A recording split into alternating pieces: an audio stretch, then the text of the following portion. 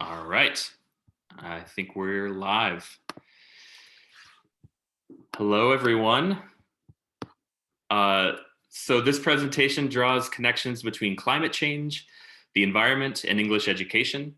In light of the ongoing threat of global environmental catastrophe, we show how English educators can prepare pre-service teachers by making climate change and the environment central to the teaching of English. The dire nature of these issues require a confluence of stories, imaginations, literacies, and arguments in order to effect change within an unjust and unsustainable socio-political landscape. Teaching about climate change requires that teachers understand how economics, energy, transportation, housing, agriculture, and the media are associated with climate.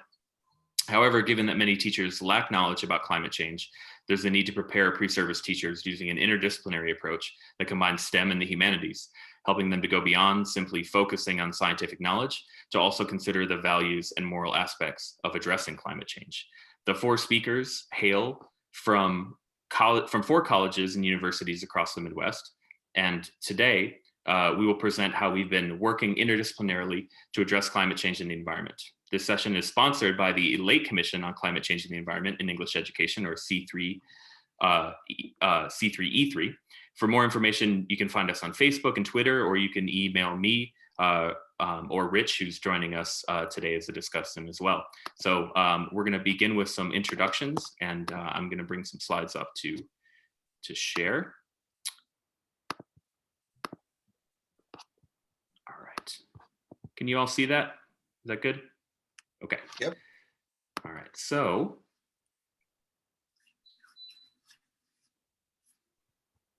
believe that should work. Okay. So just some brief introductions for us. So my name is Russ Mayo. I'm an assistant professor of English at Purdue University Northwest. I teach English education, first-year composition, and environmental rhetorics and humanities courses. And I also direct the Writing Center at PNW. Alan? Hi, so I'm Alan Webb, and I'm a professor of English at Western Michigan University, and I teach English education. I've been working on the climate crisis now for about 8 years, and I've been bringing it into my English classes. I also teach now in environmental studies. Co-author with Rick of this book, which you hear a little bit more about too, about climate education. I'm on sabbatical right now, working on a second book about teaching about the climate. And I'm Richard Beach, Professor Emeritus at the University of Minnesota. And with Alan and Jeff Scher, we wrote a book, 2017 book, on teaching adolescents about climate change, reading, writing, and making a difference. And I'm Candon Storr-Stevens. I'm from the University of Wisconsin-Milwaukee, and I'm actually officially now an associate professor, just started this fall. And yes, I teach courses in teacher education, and I've been using climate change as a theme for really analyzing content area literature with teachers across the disciplines, but I've recently also moved that into the English education courses I teach. Novak, I'm just here as a discussant, but I'm also the co-chair of the ELATE Commission on Climate Change and Environmental Education, and I'm also a high school English teacher and a doctoral student at Teachers College, studying how I bring climate change and outdoor studies to my English classrooms. All right, so I'm going to start the presentation. We'll try to go in this order here. But our overall question that this session is really thinking about is how can English educators like ourselves prepare pre-service teachers by making climate and the environment central to the teaching of English? So that's sort of a general question that we all are addressing in our work, and something for you to think about as well in your own work. All right, so a little bit about some of my work, and this is from an ongoing research project really that I've been involved with. So what I've done is I've redesigned a capstone secondary English education methods course for urban pre-service teachers. And the syllabus is linked there in case you want to take a look at it. This is from my fall 2019 syllabus from last year. And in terms of the course in general, the course that I was able to take up, in the past, the people who had taught it primarily taught unit creation, kind of sort of thematic curriculum creation, lesson planning and unit planning. And again, this is the course that the English education students take. They've already taken the teaching of reading and literature, the teaching of writing, and an introduction to English Ed course, which is a little bit more about social foundations and young adult literature. So by the time they're in this capstone course, this is the final of the 4 methods and right before their student teaching semester. And so this course was really preparing them for that. One of the focus points, just based on feedback and our own experiences also in this course before I taught it, was Shakespeare, teaching students how to teach Shakespeare. So those were the sort of contexts that I was working with in terms of thinking about it. And of course, bringing my work into it, I thought about how I can take what's already being done and the good work that's being done in this course, but focus it on the climate change in the environment. So thinking about, like, how are we teaching English in the Anthropocene? And so in my mind, I'm thinking about, how do I teach teachers to teach English in this setting, in this context, in this crisis, really. And so thinking about it both as context, but also as content. So how do teachers teach these topics, but also how do they teach within this particular context? And so I'm going to talk a little bit about the sort of curriculum that I created, and sort of kind of walk through some of the units and the texts that we read together, and then wrap up just briefly talking a little bit about my research. So these are the texts that I used for the course. Not all of them, and not every single page of them, but these are the primary texts. So overall, we have 2 pedagogical texts, the 2 on the left. So Smagorinsky's Teaching English by Design, which is a very commonly taught English education text, really focused on creating instructional units and across English studies, but in particular focusing on how do we teach thematically. Right. And so this course in general was an example of thematic teaching. So we're learning about English education and lesson planning and curriculum writing, but we're doing it through the lens of climate change in the environment. And Smagorinsky's book really is talking about that. So rather than teaching a unit on Shakespeare, instead you're teaching a unit on a certain topic or an aspect of Shakespeare, which that text is one of many examples of, right? The other pedagogical text that I used was Teaching Climate Change to Adolescents. Alan and Rick both mentioned that, and Jeff Scher is a co-author of that as well. So those were the 2 kind of pedagogical texts. And for most weeks, students were reading a chapter from each of them, or a section from each of them, kind of going back and forth. And I paired the chapters with the particular text we were using.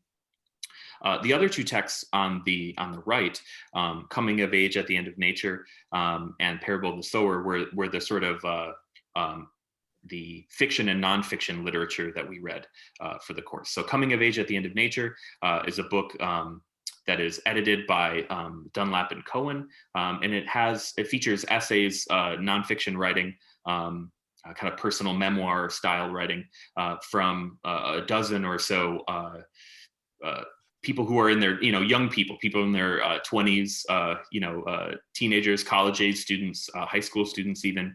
And so what I found about this to be really useful for this particular unit is I was having students do place-based writing.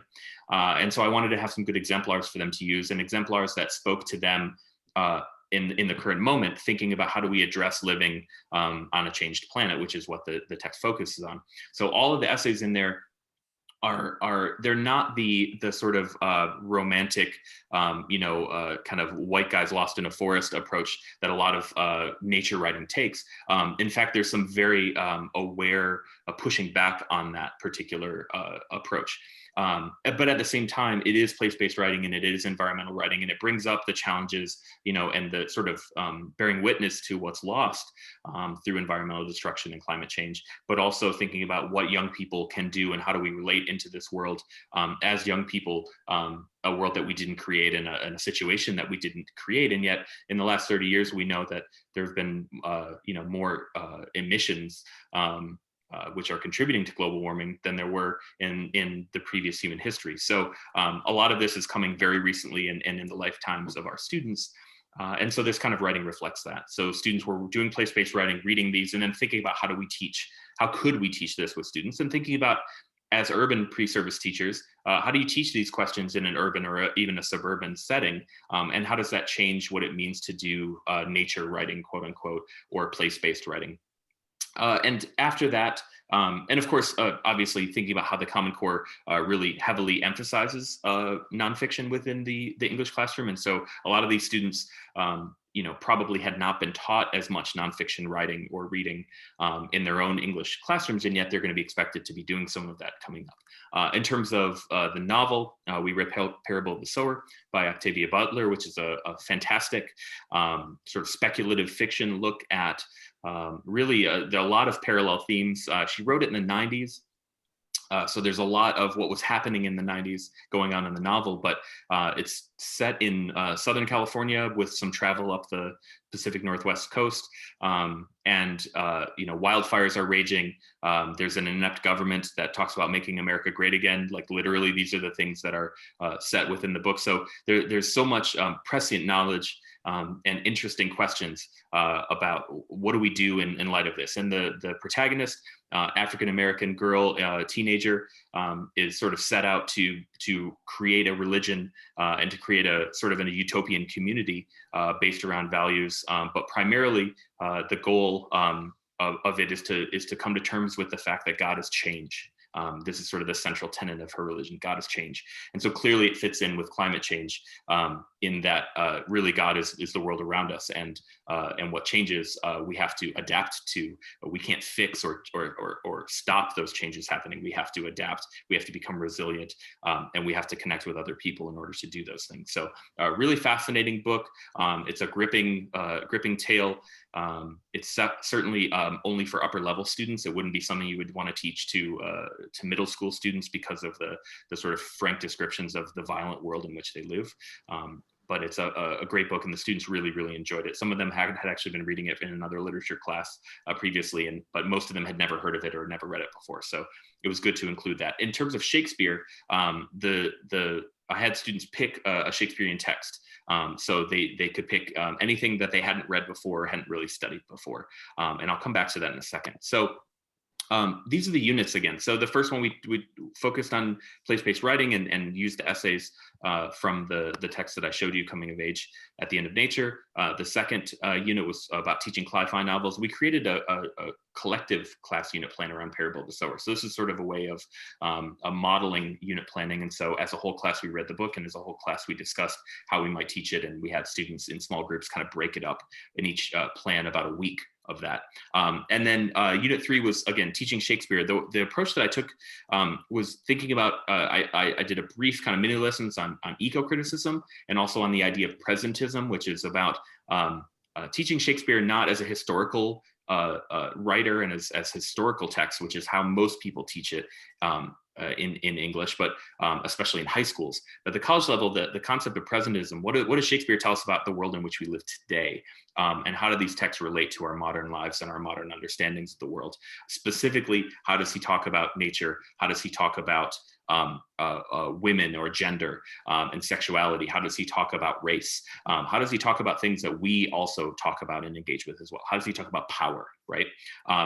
And then, of course, thinking about performance. How do we get students out of their seats, not just sitting alone, silently reading Shakespeare, but performing it and embodying the performance? So in small groups, they read a play of their choice and created some curriculum around that. And then finally, the fourth unit, which I didn't picture there, was teaching rhetoric and critical media literacy with environmental documentary films. And so students picked a film in pairs and created some curriculum on how they would teach rhetoric via these environmental documentaries or critical media literacy skills for the students as well. And so coming out of this, doing some kind of long-term research projects. If you want to hear more about that research, you can check out the critical issues in English education, the late roundtable talks that I'll be giving as well. Those will be up on NCTE, and I'll be talking about the research I'm doing with the participants who come from this particular class and the 2 times I taught it. So I'm going to pass it on to Alan next here. All right, Alan. Thank you very much, Russ. I really am excited about the way you taught the methods course, and I think that giving a methods course a focus like that really will help future teachers sense their own capacity to give their own courses a focus and empower them to make choices about what kind of teaching they want to do. I'm going to talk about some teaching that I've done and some things my students have done. I want to be sure that I really make a few statements, though, to my colleagues, my fellow English teacher educators, I love, by the way, the name Elate. We got that. But I want to talk to my colleagues, because I want to say that I want to sort of follow the model of William Wallace Wells's book, which is called The Uninhabitable Earth. First was an essay in New York Magazine. He begins by saying, climate change is much worse than you think it is, than you even know it is. I want to begin by saying that to my colleagues, because it is, I've spent the last 8 years studying the climate crisis. I've read 150 books about it. And the media is failing to present the seriousness of this crisis. We're talking about, it's called an existential crisis, because we're talking about existence. We're not only talking about, individual issues and problems like droughts and floods and sea level rise and so forth. We're talking about the very possibility of the end of civilization. We're in this is the 6th mass extinction in human history, and that in Earth's history, and in that history, at least 5 of those extinctions were caused by increasing CO2 levels. The end Permian event, 287 million years ago or so, led to the loss of 95% of all species on Earth and in the oceans. And it's very, the rate in which the Earth is warming is 10 times faster than at the time of the end Permian event, the worst extinction in human history, in world history, in the history of the planet. And so things are happening very fast. The IPCC reports are very conservative. Even they are telling us that we've got no time left. Everything is on the table. Nothing matters more than solving this problem. I care about every other problem. This has got to be approached to issues of justice and everything we worried about for a long time. But I want to say it's time now to turn all of our attention on addressing this issue. I begin by pointing to some resources for my colleagues. I think Russ's example is a beautiful one. I taught graduate seminars for teachers in the field. And the first link up there is to a graduate seminar I taught a couple years ago, teaching about the climate crisis. And that the syllabus is online, and it is full of links. It has links to all sorts of nonfiction materials, but also to all kinds of fictional materials, including lots of short stories and films and other resources. It complements also the book that Rich and Jeff and I worked on. The other one, called Multicultural Futurism, is a graduate seminar I taught for teachers last year that focuses on the climate crisis, but does so through the lens of Afro-Indigenous and Hispanic futurism. So it lets us understand the climate crisis with a center on climate justice and a recognition of the similarities of experience and history, what we can learn from groups of people who have been in crisis for a long time. I have taught a number of different English courses focused on the climate crisis, and they're listed there. I taught a course last year on climate refugees, which I built around an American novel, by the way, that won the Nobel Prize, and National Book Award, and the Pulitzer Prize. And it's about climate refugees. All of you, of course, know that novel, The Grapes of Wrath, which, by the way, even the Dust Bowl, it's been proven recently, was related to increasing CO2 from human action. The urgency that I'm talking about, part of the idea, here are several books and links to those books that help you understand that urgency. I think that 6 Degrees remains the most important and best book for understanding the climate crisis. The one key point I want to make for teacher educators is that wherever you are is a kind of ground zero for climate change, and that it's taking place at incredible speed all over the world. Of course, I'm in the Midwest. We had polar vortex freezing cold last winter. At the same time in Michigan, we also had a collapse of one of our natural gas plants. And so everyone in Michigan received an alert that we had to reduce natural gas usage. And this is what climate change does. It stresses the systems that are already present. One consequence I want you just to imagine for a moment, it was 20 below zero. And if that crisis had been slightly less on that natural gas, we had like, I think it was 5 million homes in Michigan that were dependent on the gas, and we had all kinds of factories that shut down and so forth. But if they hadn't been able to heat their homes, it was 20 below zero, what was going to happen? How many people were going to be on the highway heading south at the same time, trying to find a place to stay? How many people wouldn't be able to leave their homes and would freeze to death? I mean, and that's not to mention, and even in my community, the number of refugees that are already there, refugees not only from Houston and from New Orleans, but also refugees from Syrian war and the Middle East, and refugees from South and Central America, where the climate crisis is hitting droughts and causing a lot of people coming across the border. So we have, we have all kind. Every community you're in, there are all kinds of issues that make you part of Ground Zero, because this is happening planet-wide. I want to make a point that, again, I think some of my English educator colleagues might find a little surprising, but I think the discipline of English is actually the single most important place to address the climate crisis. And I think that because the science is actually not that complex. We can understand the greenhouse effect. You understand a number of things that you can do to address it with better energy sources, obviously. And I'm not trying to put the science down. I think studying the science is great. And I think understanding some of the social issues and the politics around it is very important. And whether Trump is president or Biden is president, it's going to be critical for us to take social action in different ways. And I'm going to talk about climate activism and teaching that in just a moment.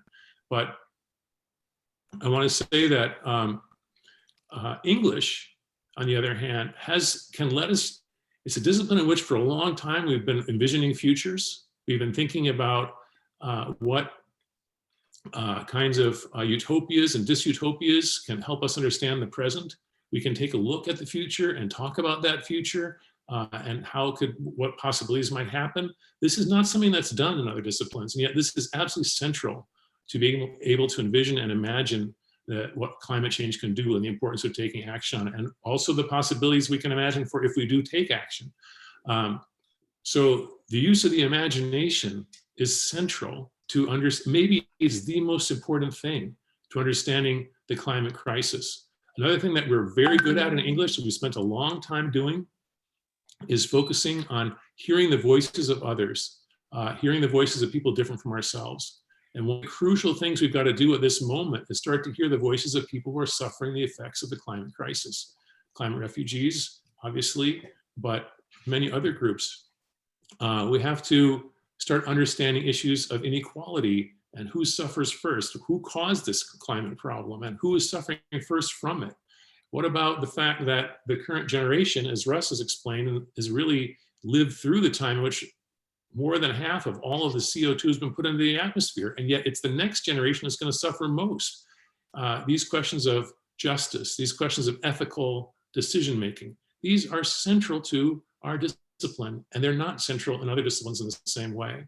And we're also all about in English empowering students, giving them the capacity, once they understand the world, to have their voices heard, to communicate locally and globally in their communities and in and using the tools of the internet.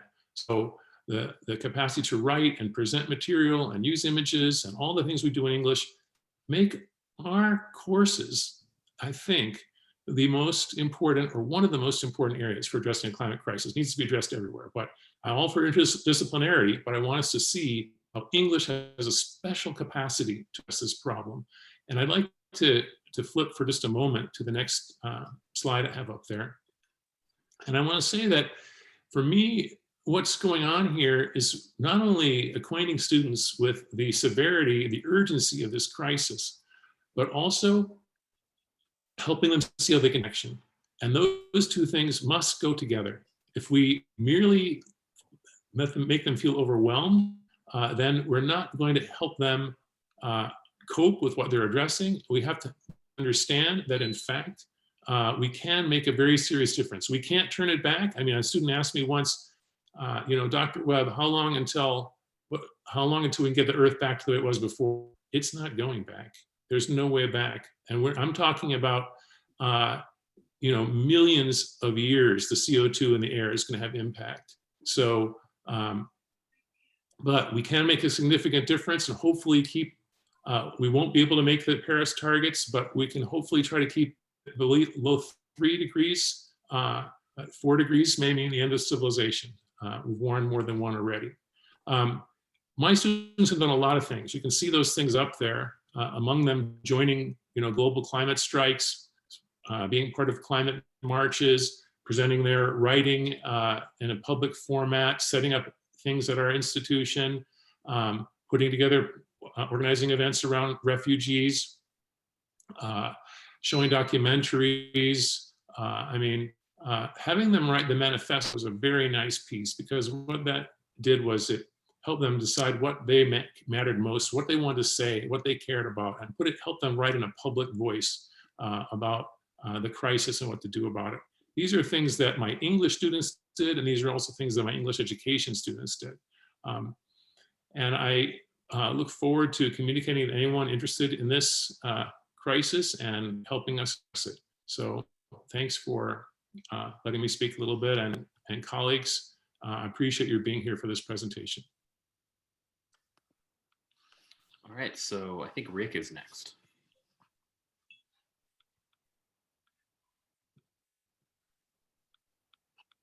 Hey, I would like to talk a little bit about not only what Helen was talking about in terms of the centrality of English, but also the need for interdisciplinary work in this area. So certainly climate change requires what Alan was talking about, but I do think bringing in social studies and science and math is another important aspect of all this. So in our book, we do have a chapter on interdisciplinary instruction, which has a lot of links in it. Our 20 other roundtable session, which I hope some of you viewing this will also join. We have another roundtable session on addressing the climate change at the NCTE conference. The research on teacher preparation is a mixed bag. A lot of service science teachers aren't necessarily receiving instruction about climate change, and the science teachers may not necessarily focus on what Alan was talking about in terms of larger values or economic factors shaping climate change. However, when elementary pre-service teachers did get interdisciplinary instruction, they were much more likely to teach about climate change. Another study found that once in-service teachers got instruction on climate change, those students made significant gains in their knowledge about climate change. So certainly the different standards associated with climate change cut across different disciplines. The English Language Arts Common Core, certainly the next generation science standards is packed with standards regarding climate change. Some of the other social studies, geographic education standards do also address climate change. Unfortunately, when you look at different states and where they're addressing climate change, when they were rated in terms of how much they're actually doing that, 27 states did okay, better than B+, but 10 states, mostly red states, had very little focus on climate change. So what do we mean by thinking about interdisciplinary focus? Certainly, as Alan mentioned and Russ mentioned, in English language arts, we're thinking about critical inquiry through studying cli-fi literature. We're thinking about writing and digital tools for communicating about climate change, and also digital literacy, critical media literacy for how climate change is represented in the media. Science needs to bring in here. We need to bring that in terms of empirical data that challenge false claims about climate change, and from social studies, bringing in the historical and cultural perspectives on environmental justice. Let me give you one example of how different disciplines are concerned about this. The Linguistic Society of America put out a statement about climate change. They were concerned about the effects of accelerating climate change on the survival and distribution of endangered language and dialects. 37% of the world's 7,000 language are endangered to the diminishing life of a lot of peoples, and many more will become endangered or extinct without further intervention. Examples of some interdisciplinary work: art and science. Students at the University of Florida went to the Marine Lab and they toured the Florida coast. They then created artwork based on what they saw on the effects of sea rise and so on the coast. And study of that found that they had significant increases in their attitudes about climate change. As one student noted, the production of art was fun and creative. I could see nature in a different way and interpret it differently for others.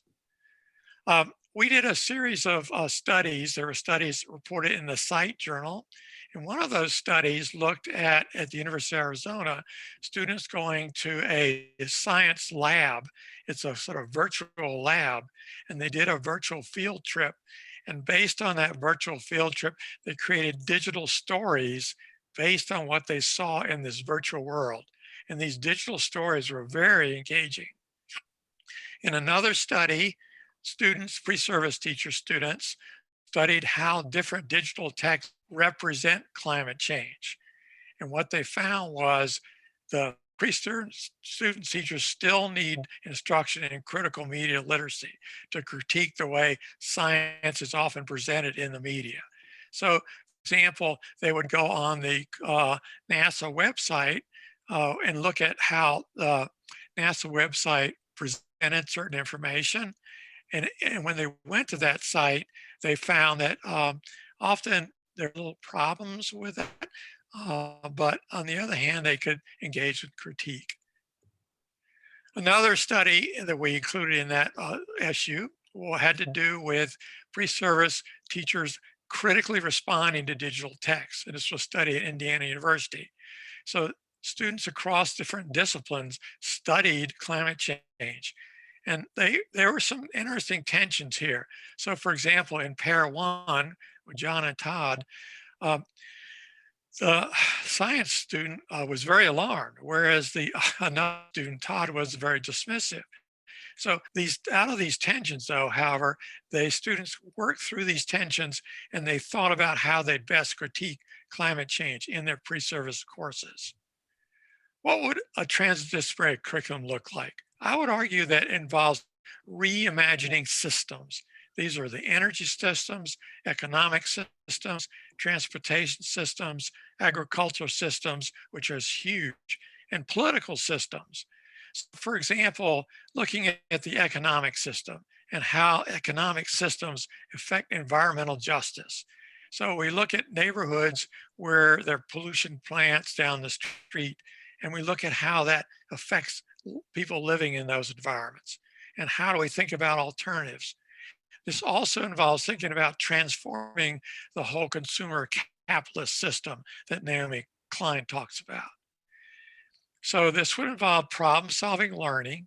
We'll look at economic systems and how in low-income neighborhoods, there are often pollution plants creating health environment issues. This also then raises key ethical perspectives requiring drawing on eco-criticisms and ecofeminism from English language arts. Let me close by saying I think one of those useful resources for studying about climate change from an interdisciplinary perspective is the Integrate project at Carleton College. The Integrate project includes a lot of interdisciplinary curriculum that's very rich. It draws on different universities and colleges and their examples of curriculum. So for example, one of the curriculums had to do with teaching about climate change in literary texts. And so you have examples of different universities where they studied climate change and how cli-fi literature would address climate change and integrate. So again, the Integrate curriculum at Carleton College, rich source for studying about climate change. And with that, I'll turn it over to Candace.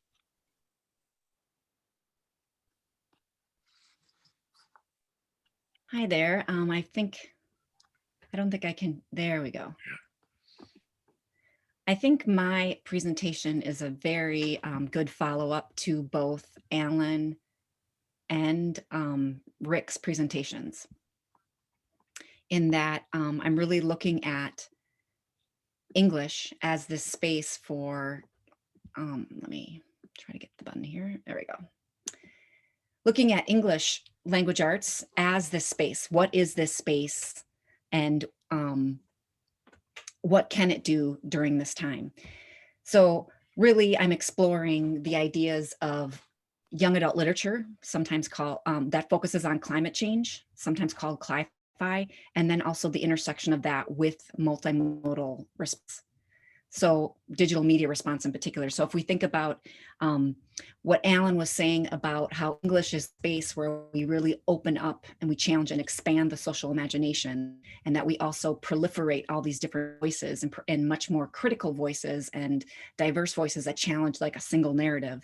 So it's looking at, okay, what can this embracing of literature, young adult literature with climate change do, but then also pairing that with what Rick was talking about too, like harnessing and embracing these digital technologies and digital composition and different ways of proliferating those voices. So I'm really bringing that together. And so this key question that I'm looking at in one of my teacher education courses with English educators is, what can climate change fiction achieve that science and political discussion cannot? So I'm really looking at that discussion and what bringing those two together can accomplish.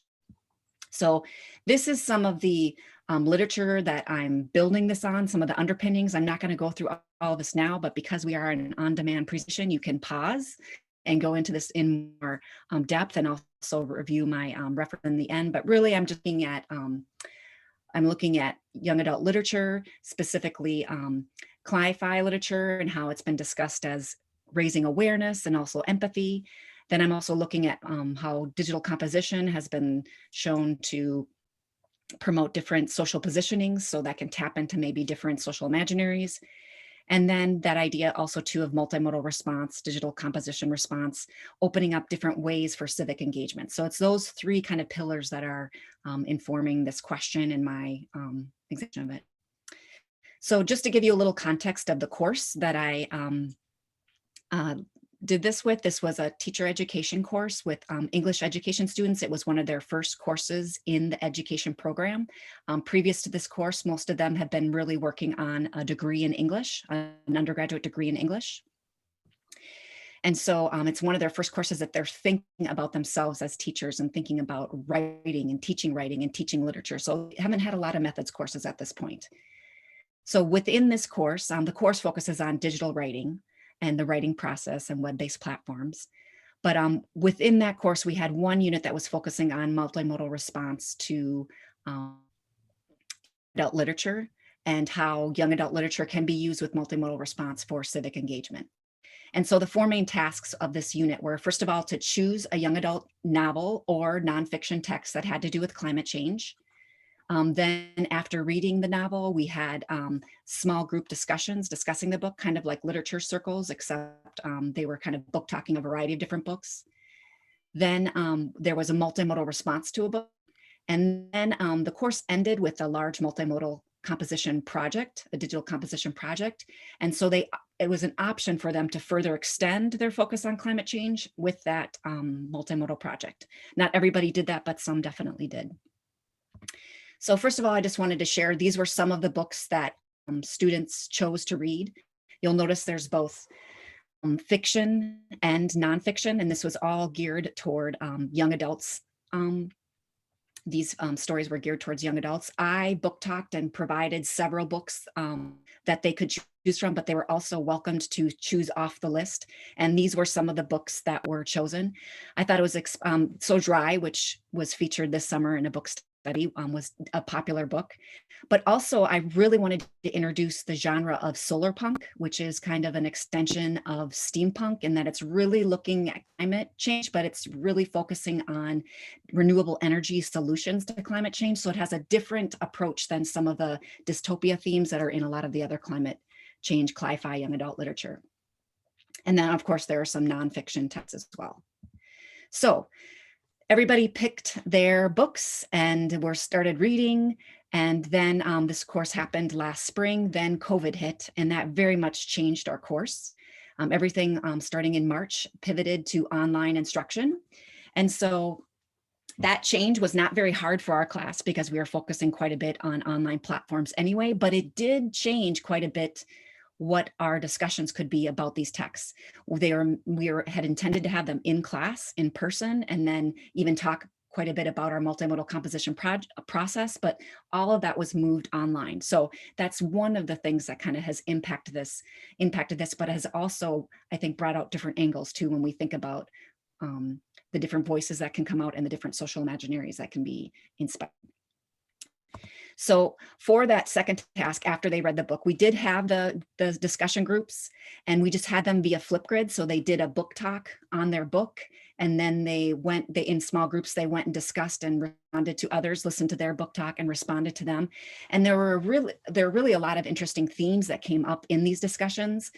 There were several comparisons because they were reading the book in February and they finished the book in middle of the March. There were several comparisons between the dystopia themes in the young adult cli-fi novels to what was happening in COVID. And I have a book trailer that one student made too that at time during the discussion we can look at and discuss as well.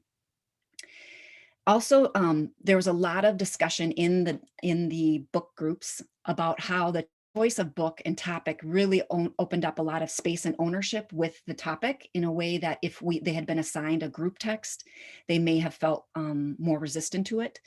And I can talk more about that later.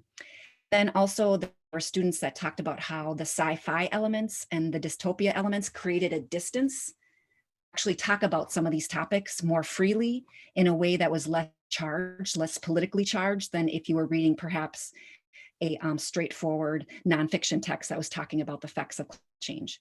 So some of them actually said, oh, the fact that this took place in 200 years from now, or the fact that this took place because the moon was hit by an asteroid, which caused all these climate change elements, it actually allowed us to talk about this in a more fluid way. And so the students talked about those elements actually helping discussion, opening up different ways to think about climate change.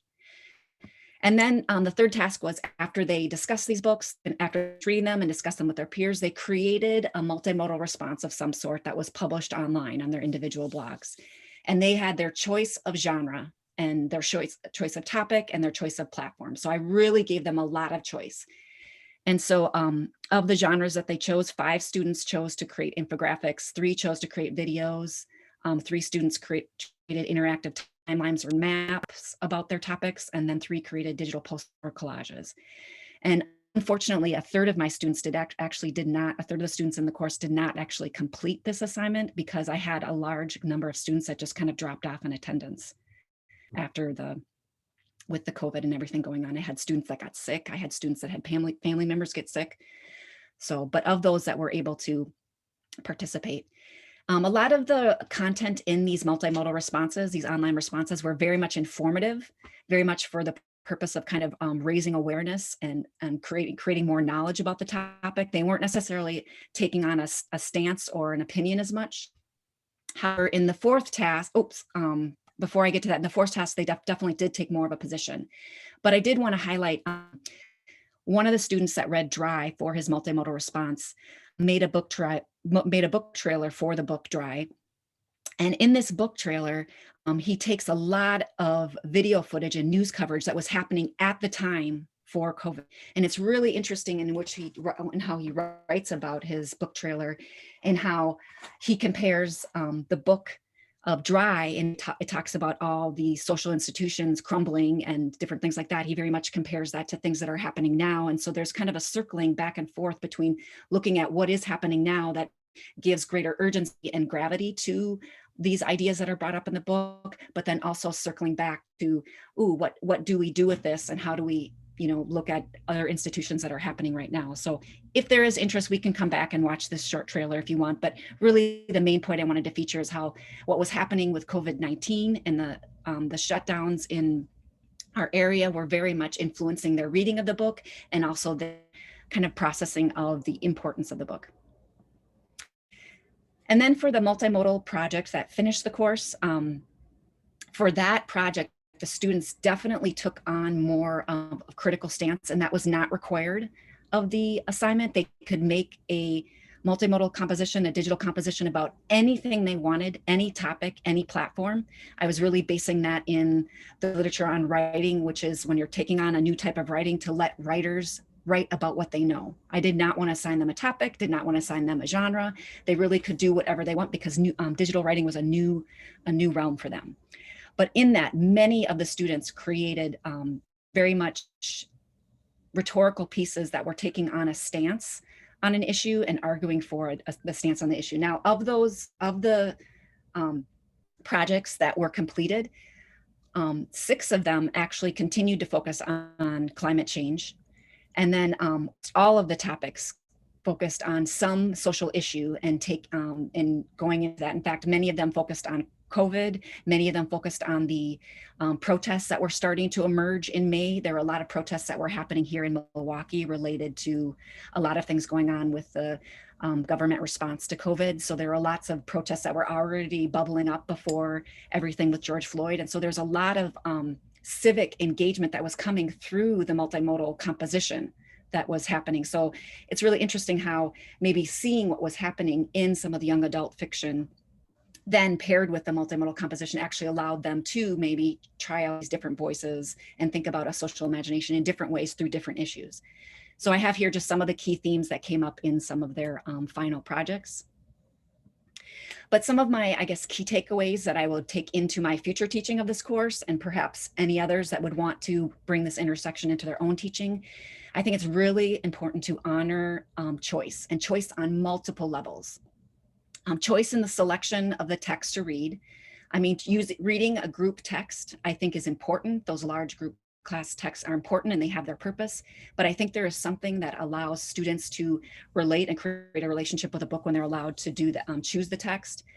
And then when they think about their response, being able to choose the genre and the platform, I think that was very inspiring for the students. It allowed them to kind of think through their own positions differently on how they feel on the issue. And then also too, giving them choice of which social issue to take up, and which issue even within the story to align themselves with. So maybe the issue was largely about climate change. However, maybe within it, there was different ways in which gender and economics were very intertwined. And if they wanted to focus on that, they could do that. And then also, I think it's important, as with all multimodal composition, digital composition, to attend to the complexity that's happening within the discussions and within the composing process that perhaps never ends up in the final product, because I think there is a lot of richness there of that social imagination that we're trying to open up and expand. A lot of richness too of what are these voices, these like just yearling voices that are kind of bubbling up in the composing process and in the discussions that that we can circle back to maybe in other parts of our teaching. So those are just some of my takeaways from my exploration, that I definitely plan to do it again. And I would love to hear from others that are doing similar things. It sounds like some of you are. And I just have here, you can come back and look at these and pause and explore them more. These are my references. And then these are a list of books that were read and discussed in our course. So you can come back and look at those later if you'd like. But that's what I have to share. So thank you for taking the time to listen to this and think across our presentations. And hopefully we're opening up some social imaginaries.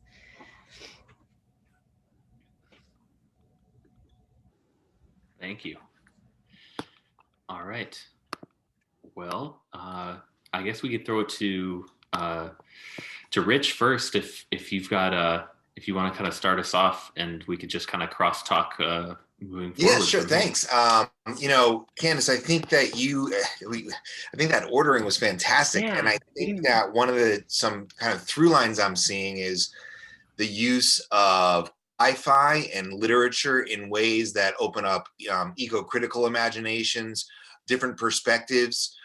So there's that through line. I'm also seeing the composition piece of this with multimodal text and media literacy, both in the participatory creation side of it, but also in the critical, reading of it. So I'm wondering maybe, Candace, you opened up this at the end, and I was thinking it right as you were saying it,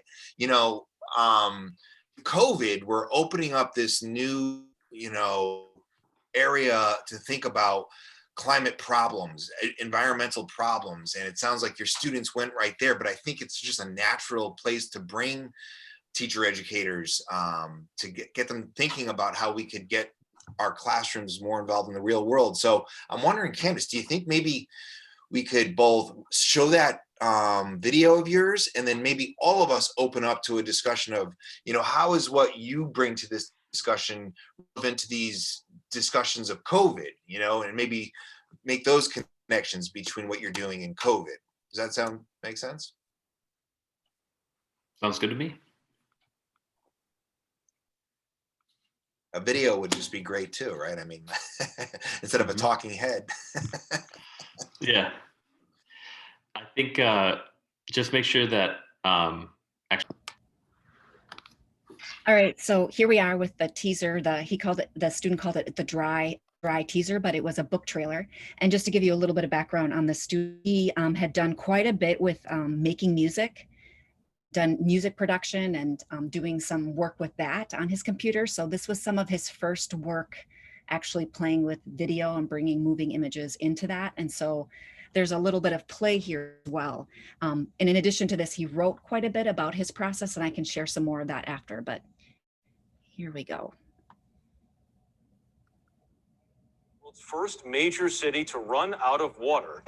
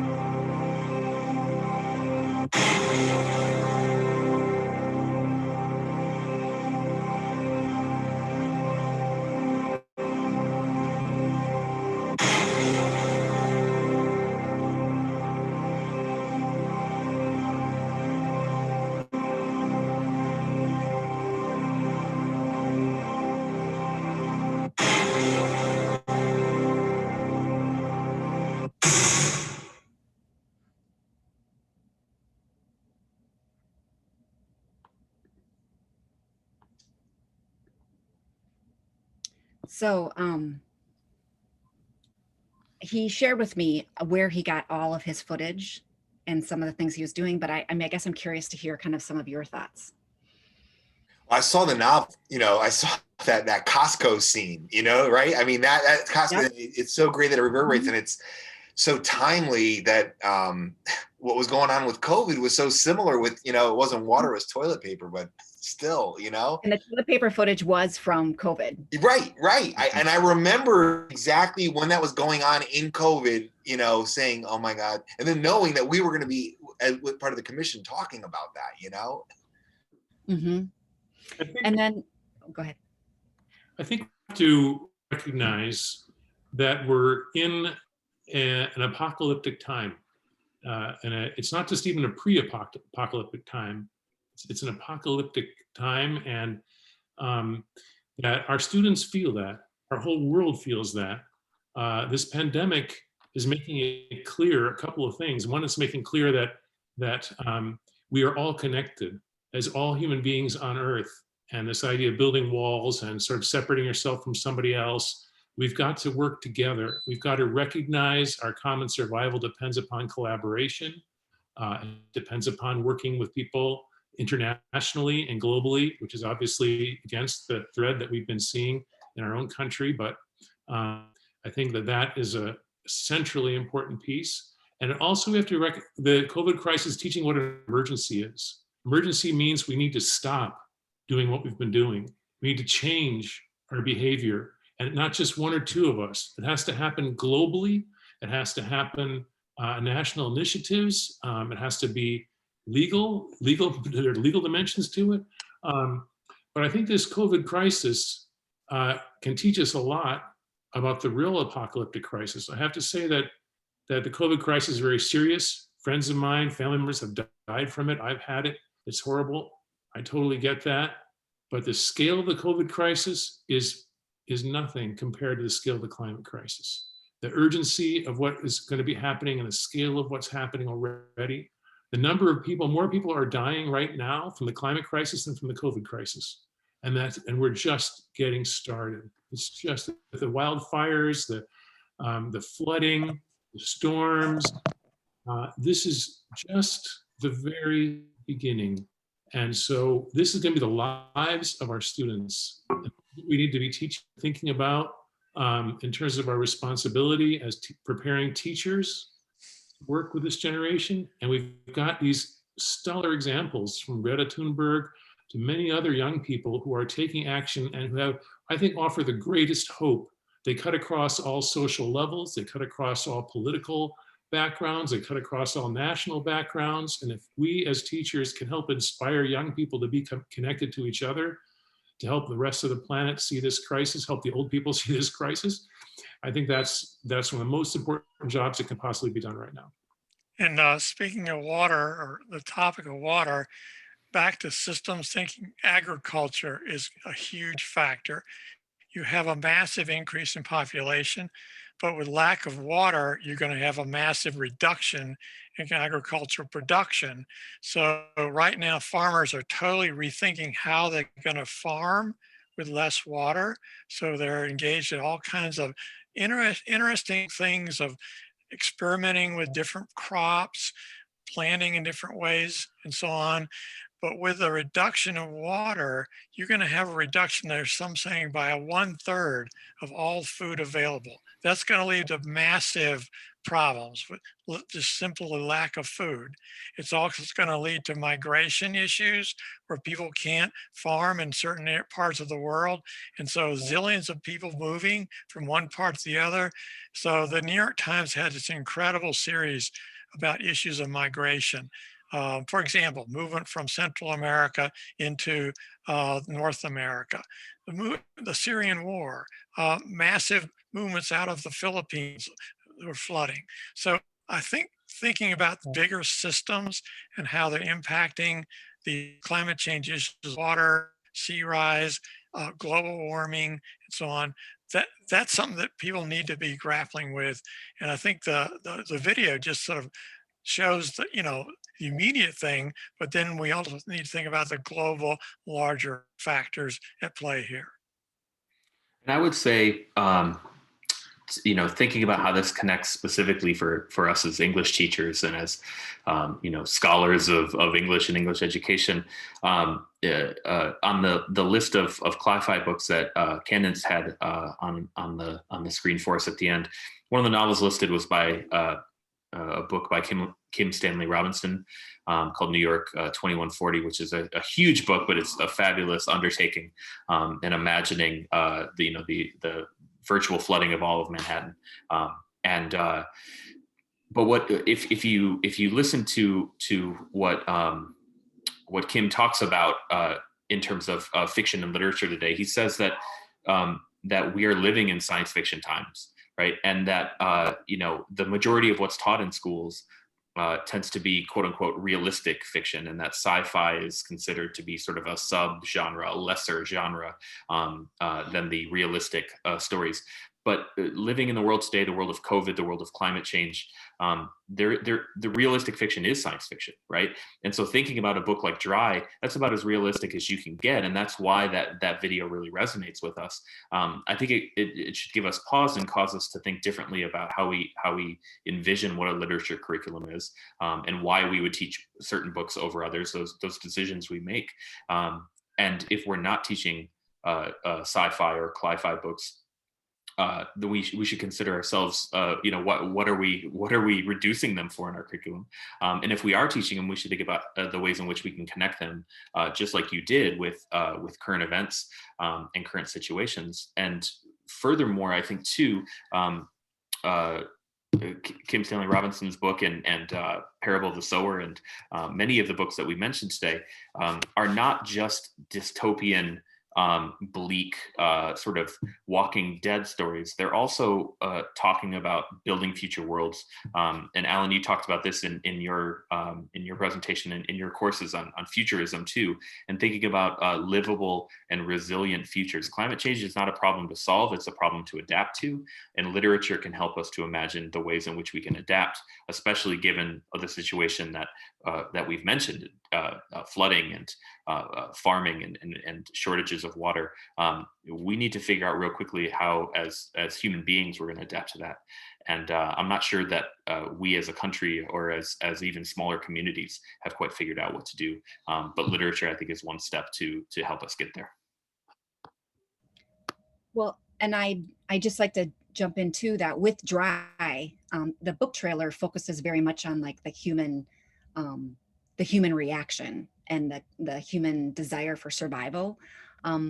But this same student, when writing about the book, he also did an extension of his Cli-Fi novel that he read for his final project, and he really goes into analyzing all of the characters. So the book has this group of, those of you that have read it, I think maybe has everybody here read it, but there's really a motley crew of teenagers that come together.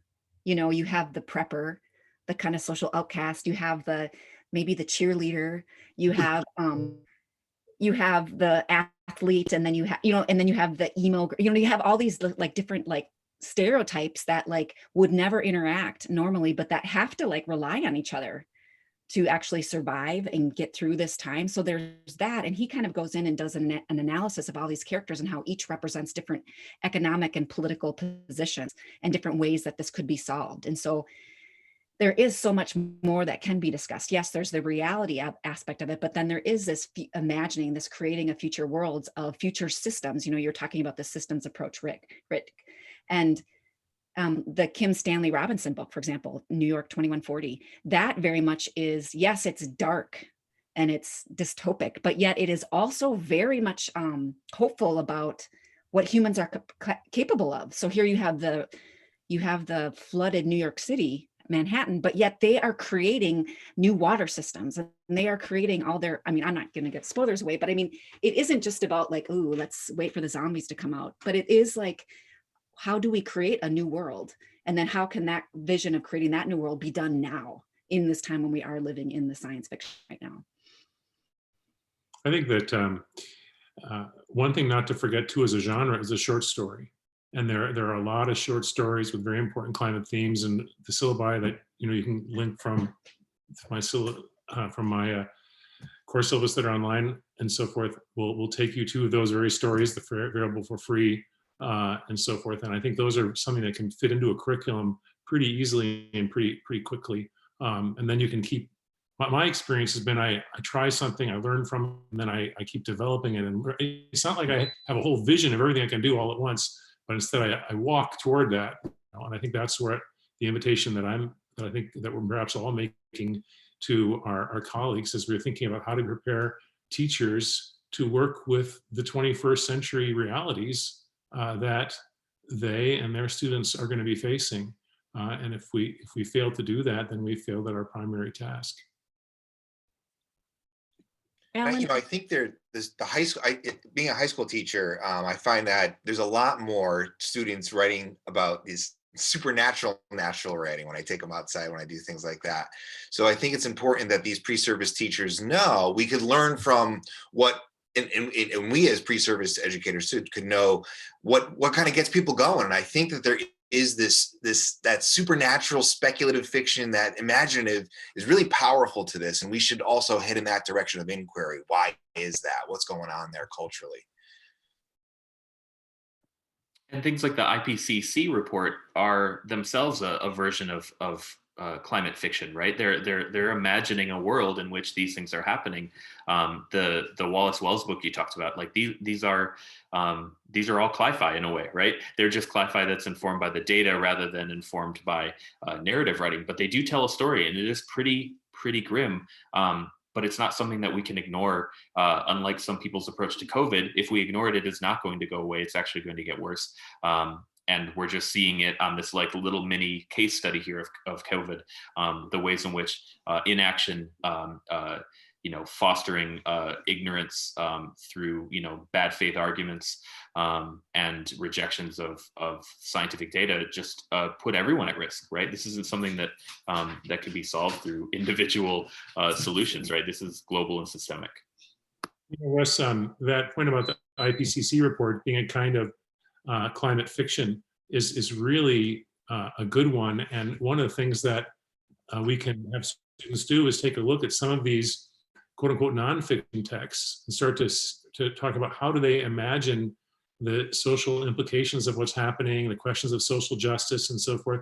And you know what's going to happen when we make those comparisons? A lot of the literary works are going to be shown to actually better understand the problems than some of these very important scientific and quote unquote nonfiction works, and putting them together will be show again the power of English as a place to be thinking about these very questions. And it empowers students too, because they get to figure out what's going on. They're not just having information given to them that they have to repeat back. They have to imagine what it means and how to deal with it. I had one student in particular, one of my teacher education students, say how she ended up choosing a book that had 3 different narratives. One was a futuristic narrative, one was a narrative from the Dust Bowl, and then one was a narrative of a woman living that could be living now. Then they all are immigrants or migrants in a way. This was Midnight at the Electric. I don't know if you've, in your 150 books you read that one year, if you read this one, but in it she says, oh, I really like it because climate change isn't shoved down your throat. And you can kind of tell that like she wasn't necessarily excited about this cli-fi unit, but she then very much ends up going into talking about later with others and other discussions on Flipgrid, talks about how, oh, I could actually think about climate without less of a reaction because there were these other elements. She's one of the persons that talked quite a bit about that. So I say that in the sense that yes, I think the literature gives us a different way in. It gives it empowers the students to have their own ability to make a choice and feel like they're choosing for themselves, choosing for their own generation rather than responding to what the teacher wants or something like that. Your word, the choice piece, is so important, and it's especially important in communities where there's issues of denial.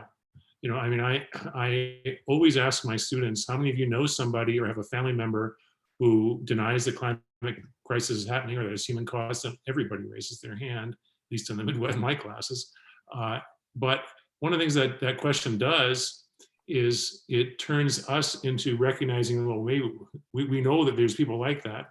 We can talk about denial in the classroom, and we also, of course, need to analyze where it comes from, who's created this denial, and how the oil companies have spent hundreds of millions of dollars to protect their assets, and is what Bill McKibben calls the most consequential lie in human history.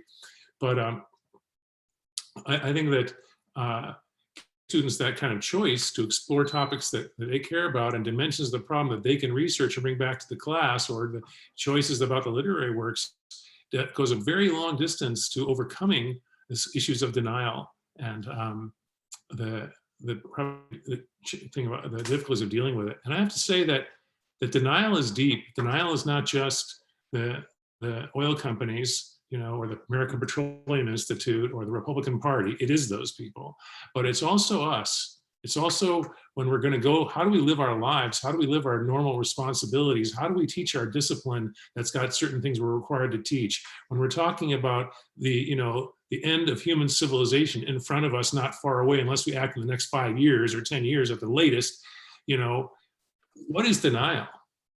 What is not denial? I mean, I think the teachers I've been talking to out there that are really not denying it are making very profound decisions about their lives, their teaching, their classroom, and it challenges me. And I think we need to figure out how I mean, I deny things in my own life. How do we work with that? And not in a way that poses guilt, not in a way that like, blames, but in a way that is like authentically trying to understand how do we live in the world we're in? Yeah.